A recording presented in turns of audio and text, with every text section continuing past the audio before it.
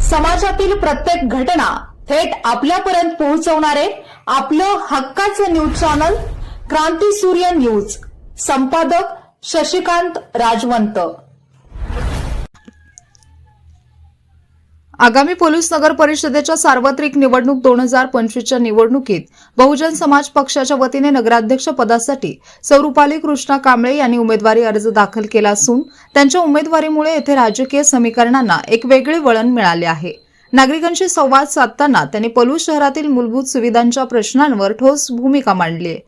सध्या शहरात पाणी टंचाई, अस्थिर वीज पुरवठा, उखडलेले रस्ते, अपुरी गटार व्यवस्था तसेच बाजारपेठेची दुरावस्था या समस्या दिवसेंदिवस तीव्र होत चालल्या आहेत.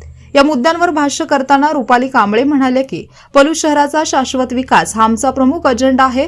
सामान्य नागरिकांच्या अडचणी लक्षात घेऊन पाणी व वीज पुरवठा सुरळीत करणे, मुख्य रस्त्यांचे काँक्रिटीकरण, गटार व्यवस्थेचे अद्ययावतीकरण आणि स्वच्छ व सुरक्षित बाजारपेठ उभी करणे या कामांना आम्ही प्राधान्य देणार आहोत.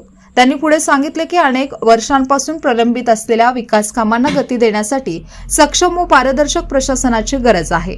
नागरिकांसाठी उपलब्ध असलेल्या विविध शासकीय योजना प्रत्यक्ष लाभार्थ्यांपर्यंत पोहोचवणे, शहरातील तरुणांसाठी कौशल्य विकास कार्यक्रम राबवणे तसेच महिलांच्या स्वसहाय्यता गटांना आर्थिक बळकटी देणे यांसारखे उपक्रमही राबवले जातील.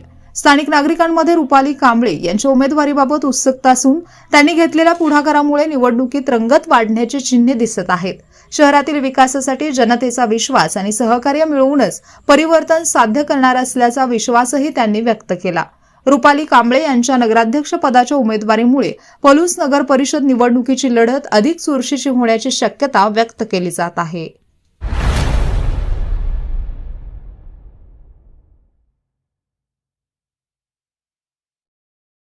क्रांती सूर्य न्यूज. संपादक शशिकांत राजवंत. सबस्क्राईब करा,